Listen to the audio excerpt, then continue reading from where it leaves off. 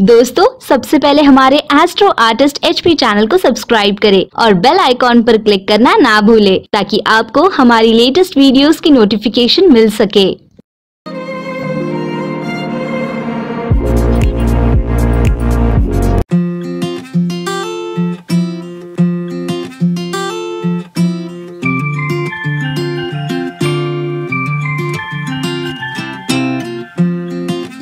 सलाह देता तो हर कोई है, पर उसे हम जीवन में एक्सेप्ट कैसे करें, उस पर मैं रिंकी चौहान आज आपको अपने कुछ विचार बताना चाहूँगी। उम्मीद है आप सबको बहुत पसंद आएंगे।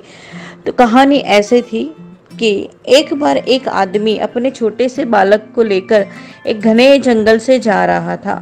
तो रास्ते में उस बालक को प्यास लगी और वो पानी पीने के लिए रुक गए। तो वो नदी पर पानी पीते पीते अचानक वो बालक पानी में गिर गया और उसके डूबने से उसके प्राण निकल गए।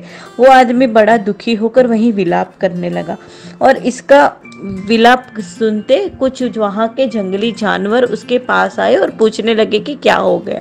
तो देखा वहां पे एक गिद्ध आया, एक सियार भी आया और एक पानी में से कछुआ भी आया और उस आदमी से सहानुभूति व्यक्त करने लगे। उस आदमी की परेशानी जानी और सब अपनी अपनी सलाहें देने लगे। सियार ने अपनी लार टपकाते हुए कहा, ऐसा करो, इस बालक के शरीर को इस जंगल में किसी चट्टान के ऊपर छोड़ दो, धरती माता इसका उद्धार कर देगी। तभी गिद्ध अपनी खुशी छुपाते बोला, नहीं, धरती पर तो इसको जानवर खा जाएंगे। ऐसा करो, उसको वृक्ष पर डाल दो ताकि सूरज की गर्मी में इसके अंतिम संस्कार अच्छे से हो जाएंगे।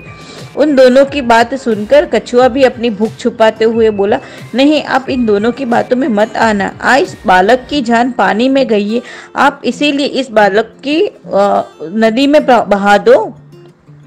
और इसके बाद तीनों अपने कहे अनुसार उस आदमी पर बार बार जोर डालने लगे कि वो उनकी सलाह माने।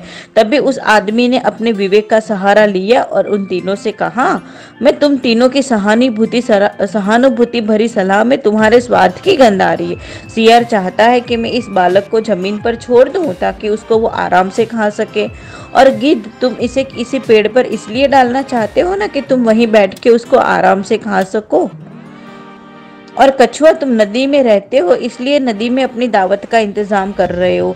तुम तीनों को मैं सलाह देने के लिए धन्यवाद करता हूँ, लेकिन मैं इस बालक के शरीर को अग्नि को समर्पित करूंगा, ना कि तुम्हारा भोजन बनने दूंगा।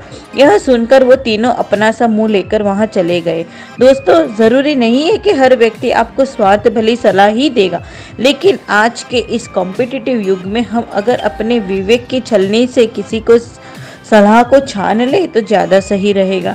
हो सकता है कि आप लोग मेरी बात से पूरी तरह सहमत ना हो, पर कहीं ना कहीं आज के युग में ये भी तो सच है कि नज़दीक रहते कुछ ऐसे दोस्त जो ढूंढे मुझ में गलतियाँ अपनी। कुछ रिश्ते निस्वार्थ होते हैं, जबकि कुछ अधिकतर रिश्तों की नींव स्वार्थ पर टिकी होती है।